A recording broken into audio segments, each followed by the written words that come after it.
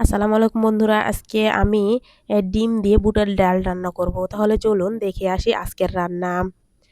তারপরে কড়াইতে তেল দিয়ে একটু হলুদ গুঁড়ো দিয়ে ডিমগুলোকে ভালোভাবে ভেজে নেব। ভালোভাবে না ভাজলে আসলে কোনো ও ডিম দিয়ে যে কোনো রান্নাই ভালোভাবে হয় না। তো আমি এগুলো ভালোভাবে ভেজে নিচ্ছি। তারপরে এগুলো তুলে নেব। ভাজা হয়ে গেছে সুন্দরভাবে, এগুলো এখন তুলে নেব। তো এই ডিম দিয়ে বুটের ডাল রান্না এটা কিন্তু খুবই সুস্বাদু একটি তরকারি, যা অনেকে পছন্দ করে। তো আজকে আমি এই রান্নাটা করব। তো ডিমগুলো আমি তুলে নিলাম। এরপরে আমি পেঁয়াজ কুচি দিয়ে দিব।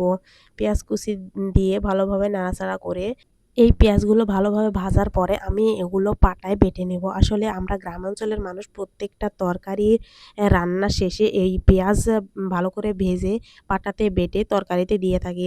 তো এই পেঁয়াজ ভাজার ভিতরে আমি আবার একটু জিরা দিয়ে নিলাম।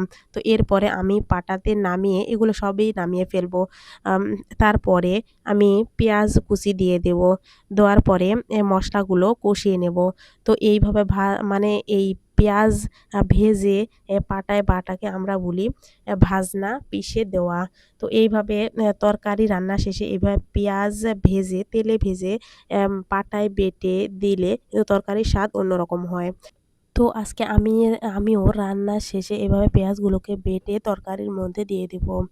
তো আজকে এই রান্নাটা অনেক অনেকেই খায় না, আবার অনেকেই খায়। এভাবে আনকমন। আসলে এইভাবে গ্রামের মানুষেরা কোনো কিছুই অবহেলিত মনে করে না। আ তো এইভাবে এই মসলাগুলো আমি এখন পেঁয়াজের ভেতরে দিয়ে দিব। তারপরে মসলাগুলো কষিয়ে আমি তারপরে ডালগুলো দিয়ে দেবো। আগে থেকে সিদ্ধ করে রেখেছি ডালগুলো, ওই ডালগুলো দিয়ে দিব। তো মসলা কষানো প্রায় শেষ। এখন আমি এই ডালগুলো দিয়ে দিব ভালোভাবে।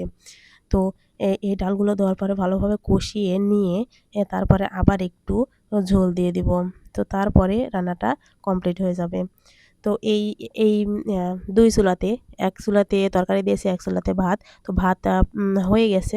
এখন এই তরকারিটা হলেই হয়। তো এই যে তরকারি রান্না আমার প্রায় শেষ, যেহেতু আগে থেকে ডালটা সিদ্ধ করে নেওয়া ছিল সেই কারণে রান্নাটা প্রায় হয়ে গেছে তাড়াতাড়ি। তো এই ডিমগুলো আমি এই ডালের মধ্যে ঢেলে দিলাম। এখন ওই ভাজা পেঁয়াজ রাখছিলাম, তো ওগুলো পাটায় বেটে এখন তরকারির ভিতরে দিয়ে দিব। তরকারি রান্নার শেষেই এই মশলাটা আমরা দিয়ে থাকি। পেঁয়াজ ভেজে পাটায় বাটা। তো এই যে এখন আমি এই মশলাগুলো দিয়ে দিলাম। এই মসলা দেওয়ার পরে তরকারির একটা আলাদাই একটা ঘ্রাণ বের হয়, আলাদাই একটা স্বাদ হয়। তো এই রকমভাবে আমরা দিয়ে থাকি।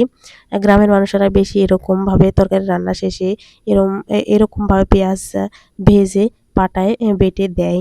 আমার রান্না পুরো কমপ্লিট। এভাবে মুগ ডাল দিয়ে ডিম দিয়ে রান্না কে খেয়েছেন অবশ্যই জানাবেন। আজকের মতো এ পর্যন্ত। সবাই ভালো থাকুন, সুস্থ থাকুন। আল্লাহ হাফেজ সবাইকে।